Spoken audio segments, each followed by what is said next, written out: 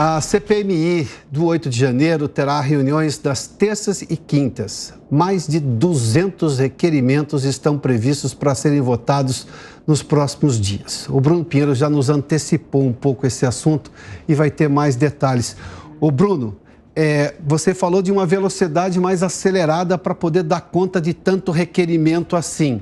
Agora, tem comissão política, ou seja, tem grupos políticos muito de maioria em vários aspectos. Isso pode, digamos, resolver mais rapidamente, mas ao mesmo tempo atrapalhar uma investigação mais aprofundada e isenta sobre um tema?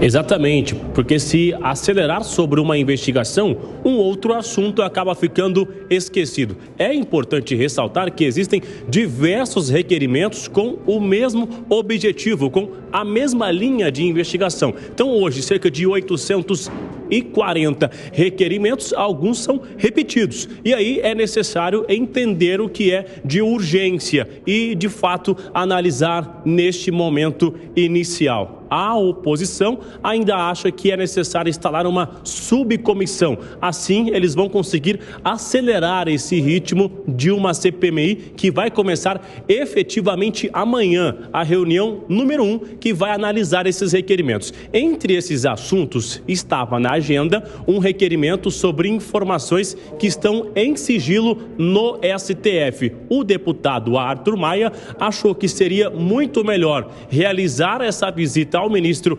Alexandre de Moraes antes de analisar este requerimento sobre as informações que estão no STF. Ou seja, esse requerimento já foi retirado. Ele não está na sessão de amanhã. A agenda, a reunião de amanhã não vai analisar este requerimento sobre informações que estão em sigilo na Suprema Corte. Informações do inquérito do 8 de janeiro, que recentemente atingiu um número alto de réus.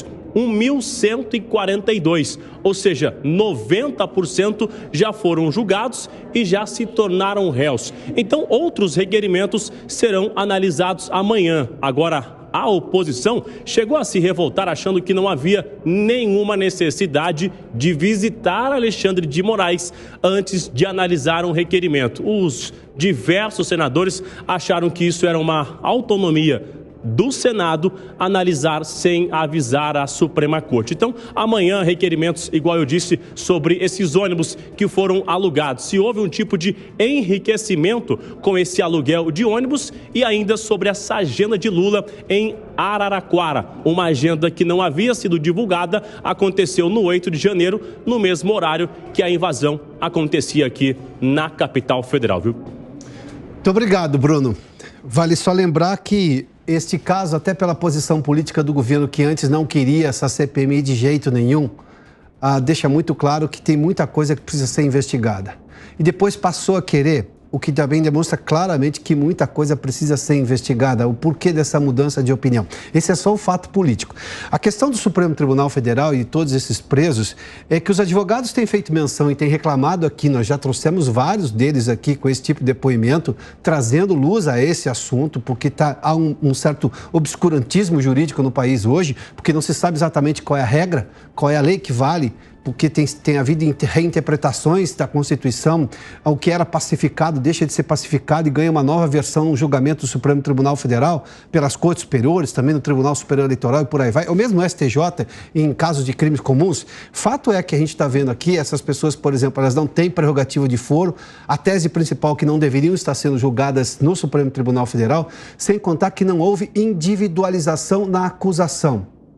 E aí, como é que você vai agora apenar essas pessoas se isso não foi individualizado? Porque todo mundo não fez tudo ao mesmo tempo. As pessoas fizeram coisas diferentes e talvez algumas nem fizeram absolutamente nada. Só estavam ali se manifestando, o que é garantido pela Constituição.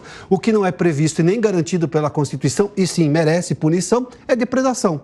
É invasão de patrimônio público. Como, por exemplo, o MST fez lá na unidade da Embrapa e não se toca nesse assunto. Esse tipo de coisa que precisa deixar claro, porque a regra tem que valer para todo mundo. Essa é a lógica democrática.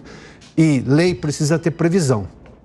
Não dá para ficar imaginando que toda hora um juiz vai determinar alguma coisa não baseado em lei, porque daí não é lei, não é democracia, é qualquer outra coisa menos democracia.